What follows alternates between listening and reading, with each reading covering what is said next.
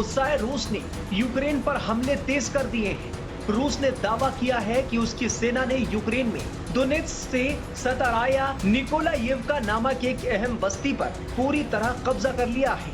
Moscow का कहना है कि ये ऑपरेशन निकोलायेवका नामक एक अहम बस्ती पर पूरी तरह कब्जा कर लिया है। मॉस्को का कहना है कि ये ऑपरेशन बीते 24 घंटों में अंजाम दिया गया। कहा गया है कि ये बस्ती मुक्त करा ली गई है। बता दें कि डोनबास दरअसल डोनेत्स्क और लुहांस्क इलाकों को मिलाकर कहे जाने वाला नाम है, जो कि लंबे वक्त से युद्ध का सबसे बड़ा केंद्र बना हुआ है। इस इलाके के अधिकतर निवासी जातीय रूप से रूसी मूल के हैं और उन्हीं की मदद से बने मिलिशिया ग्रुप मॉस्को के साथ मिलकर यूक्रेन के खिलाफ जंग लड़ रहे हैं। क्रेमलिन ने 2 साल पहले इस इलाके को एक स्वतंत्र गणराज्य भी घोषित किया था। पिछले कुछ हफ्तों से रूसी सेना ने मिलिशिया गुटों की मदद से यूक्रेनी फौज पर जमीन से लगातार हमले तेज कर दिए हैं। इसके साथ साथ ड्रोन और मिसाइल अटैक भी लगातार जारी है। रूस यूक्रेन के बीच में करीब 3 साल से जारी जंग अब खतरनाक मोड़ पर पहुंच चुकी है। यूक्रेन ने 1 जून को रूस के हवाई ठिकानों को निशाना बनाते हुए उसके जमीन पर मौजूद 40 बॉम्बर्स प्लेन को तबाह कर दिया। यूक्रेन ने यह हमला सीज फायर को लेकर होने वाली बैठक से ठीक 1 दिन पहले किया। The technology is not the marvel here. The technology exists. You can remote fire the drones, remote target them, etc. The main surprise and challenge is how could Ukraine get so many drones inside trucks, camouflaged, going through thousands of kilometers of Russian territory, and those trucks standing there. So it's the logistics of this exercise which I think is a huge spectacle. And actually I could even compare it to what Israel did with the pager attacks on Hezbollah. Remember, it is that kind of planning. It went on for about 1.5 years. Ukraine managed to get the drones inside the country. It managed to get them on some container trucks disguised as huts or sheds. Ukraine की सुरक्षा सेवा के मुताबिक इस operation के चलते रूस को $7 अरब का नुकसान हुआ और उसके एयर मिसाइल कैरियर के बेड़े का 34% नष्ट हो गया। उधर रूस पर हमले के बाद यूक्रेन के राष्ट्रपति व्लादिमीर ज़ेलेंस्की ने बड़ा बयान देते हुए कहा कि अगर यूरोप और अमेरिका उसका साथ दे तो वो रूस को उसकी हैसियत दिखा देंगे, उसका गुरूर चकनाचूर कर देंगे। ज़ेलेंस्की ने पुतिन को सीधे ललकारा और कहा कि हिम्मत है तो सीधे आंखों में आंखें डालकर आमने सामने बातचीत करो। मतलब यूक्रेन ने अगर इतना अंदर, रशिया के इतने अंदर ये अटैक किया है तो ये बगैर लोकल सपोर्ट अंदर उसको हासिल हुए नहीं हो सकता। और हम इसी लोकल सपोर्ट को 0.5 बिल्कुल सही बात करते हैं। आधा फ्रंट वॉर हिंदुस्तान। यस बिल्कुल सही है। मैं एक और बात कह रहा हूं, कुछ समय पहले आपको याद होगा सबको कि क्रेमलिन पे भी अटैक हुआ था, एक ड्रोन ने आके हमला करा था। बेसिकली क्या है, ये ज़ेलेंस्की अपनी मार्केटिंग कर रहा है और अब मैं आपको बताता हूं कैसे मार्केटिंग कर रहा है। दोस्तों, जब से ट्रंप आया है तब से दिनेश भाई क्या हुआ है कि ट्रंप ने बोला तुम्हारी फंडिंग बंद कर दूंगा। रिसेंटली जो जनरल सेक्रेटरी है नेटो का, नेटो के जनरल सेक्रेटरी ने बोला कि जितने भी नेटो की मेंबर कंट्रीज हैं सब के सब अपना जो बजट है वो 5% ऑफ जीडीपी करो। आपको भी पता ही है 5% जीडीपी का हर एक नेटो देश अपना बजट बढ़ेगा। ये नेटो के जनरल सेक्रेटरी ने ऐलान कर दिया करीब 5 दिन पहले। अब बात यह है कि ज़ेलेंस्की की फंडिंग हो गई है बंद। ज़ेलेंस्की को पावर में बना रहना है, वॉर टाइम जनरल अपने आप को देखता है। ज़ेलेंस्की दुनिया भर को और खास तौर से नेटो कंट्रीज को यह बोल रहा है कि मेरी ये कैपेबिलिटी है कि मैं 4000 किलोमीटर दूर जाके वार कर सकता हूं, चाहे मेरे ड्रोन्स ने वो फासला तय कराओ ना कराओ, इममटेरियल। मैंने उड़ा दिया ना, मैंने 40 हवाई जहाज उड़ा दिए, तुम उड़ा पाए? तुम नहीं उड़ा पाए। मैं हूं जो करके दिखा सकता हूं, लाओ पैसा। यही चक्कर चल रहा है इसका, ये मार्केटिंग कर रहा है अपनी।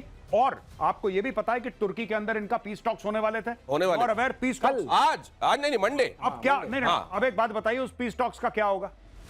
उन पीस टॉक्स का क्या होगा? यहां पे तो एक दूसरे को मिसाइल मार रहे हैं, ड्रोन मार रहे हैं, कौन सी पीस टॉक्स? तो ये ज़ेलेंस्की ने जानबूझकर कराए समय पे, जब रशिया तैयार हो गया था कि चलो ठीक है बात कर लेते हैं। अब इसका नाम जो इन्होंने रखा है, नाम रखा है इसका स्पाइडर वेब। ट्रकों से भेज दिए ड्रोन, करीब गए, वहां से उड़ाया गया उसको, और इसको कहते हैं कि डायरेक्ट जो है first party visuals, first person visual वाली ये ड्रोन है। ये समझाइएगा सर क्या होता है? हाँ, इन्होंने वीडियो भी लॉन्च इसका दिया है। मतलब वो आदमी जो चला रहा होता है, जिसको बम मारना है, उसको खुद वो व्यू मिल रहा होता है, यही है ना? First person. ये सैटेलाइट कंट्रोल्ड है, सैटेलाइट कंट्रोल। तो इन्होंने क्या किया, जो मतलब वो रिमोट से नहीं और सैटेलाइट से कंट्रोल है। कहां से कंट्रोल आ रहा है? क्योंकि वहां तक तो उनकी कोई सिग्नल जा नहीं रही है। तो उन्होंने सैटेलाइट से कंट्रोल किया, उसका ऊपर से छत हटाई, उसके अंदर छोटे छोटे ड्रोन्स रखे थे, उसमें 1-1 किलो के ग्रेनेड टाइप इस टाइप के बॉम्ब्स थे, उन्होंने जाके विंग्स को हिट किया, इंसिडेंटली थे, उसमें से आग लगी। सर मेजर गौरव आर्या, अब इसको भारत के संदर्भ में हम समझना चाहते हैं। दो चीजें, एक तो ड्रोन का इस तरह का खतरनाक का इस्तेमाल जी, पड़घा महाराष्ट्र में एक जगह है जहां एक जिसको 10 साल की सजा भी पहले हो चुकी है जी, उसने अपने आप को सुधारा नहीं, वो इसी तरह के कामों में लगा। एनआईए जब हम अभी बात कर रहे हैं तो दबिश दे रही जी। उस व्यक्ति ने 12 से ज्यादा जगहों पर मुंबई में अटैक करने की योजना बनाई थी इसी तरह के ड्रोन्स के जरिए। उसको वक्त रहते हमारी एजेंसीज ने नाकाम कर दिया। हमारी एजेंसीज की इसमें वाह होनी चाहिए जी। दूसरे, ये तब भी कोशिश की गई जब हम ऑपरेशन सिंदूर कर रहे थे 9 तारीख की रात में, 10 तारीख, यहां तक कि 11 तारीख को भी उधर से आने वाले ड्रोन्स को वक्त रहते निष्क्रिय करने का भारत ने जो काम किया, क्या यह दिखाता है हम ज्यादा तैयार हैं? देखिए, हम तैयार हैं, पर हम लोगों की एक बहुत बड़ी प्रॉब्लम है, वी आर लार्जली रिएक्टिव। जब कोई ड्रोन के बारे में करता है तब यहां पे स्टडी होती है, तब देखिए मैं आपको एक छोटी सी बात बताता हूं, ये जितने भी ड्रोन हैं, आपको छोटा सा एक्सपर्ट चाहिए जिसको एक्सप्लोजिव के बारे में पता हो, which is not very rare, आपको मिल जाएंगे। आपको सिर्फ ऑनलाइन किसी भी प्लेटफॉर्म में, किसी प्लेटफॉर्म का नाम नहीं लूंगा, ऑनलाइन शॉपिंग प्लेटफॉर्म से आप ड्रोन ऑर्डर करिए, आपके घर में ड्रोन आ जाएंगे 7-8 दिन में।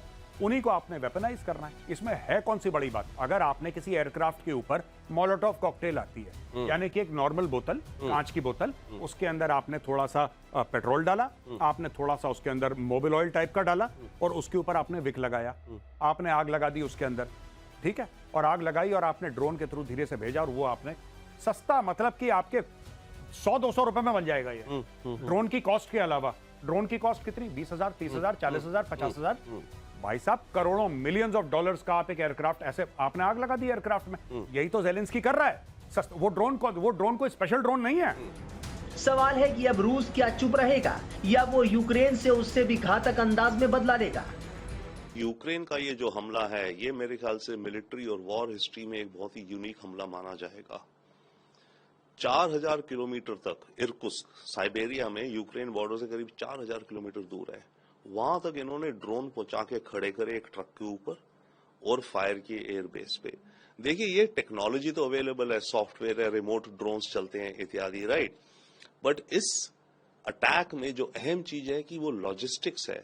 यूक्रेन कैसे ड्रोन्स अपने बॉर्डर से रशिया के अंदर ले गया, वहां पर ट्रकों पे लदवाए, वहां की कोई लोकल ट्रक कंपनी से लदवाए, वहां पर कुछ वुड के घर बनाए लकड़ी के कि भाई हमें यहां से वहां ले जाने हैं, और उनकी छत पे इन ड्रोन को छुपा दिया गया। हजारों किलोमीटर ट्रक चलते गए, पुलिस ने जहां रोका, नाकाबंदी है जो भी करी, ट्रक ने दिखाया कि देखो मैं तो ये वुडन हट्स ले जा रहा हूं उस डेस्टिनेशन। उन्होंने देखा फॉल्स सीलिंग में ड्रोन दबा रखे थे। वहां जब पहुंच गए उस एयरबेस के पास, वो ट्रक वहां खड़ा हो गया और रिमोटली कंट्रोल करके ऑर्डर दिया। तो ये लॉजिस्टिक्स की बहुत बड़ी एक जीत है। रशिया को डेफिनेटली बहुत बड़ा नुकसान हुआ है। यूक्रेन तो कह रहा है 41, बट रशिया कह रहे हुए हैं चाहे कम हुए हों। क्लेम है कि करीब $8 बिलियन, $7 बिलियन तक के प्लेन्स ध्वस्त हो गए हैं। 1/3 जो क्रूज मिसाइल कैरी करने वाले एयरक्राफ्ट हैं रशिया के, वो उड़ा दिए गए हैं। तो ये बहुत ही डीप और घातक अटैक है रशिया के ऊपर। रूस की ताकत पूरी दुनिया जानती है। यूक्रेन ने जिस तरह रूस को ललकारा है, उससे ये तो साफ है कि पुतिन चुप बैठने वाले नहीं हैं। अब देखना होगा कि वो यूक्रेन के ड्रोन हमलों का जवाब किस अंदाज में देते हैं।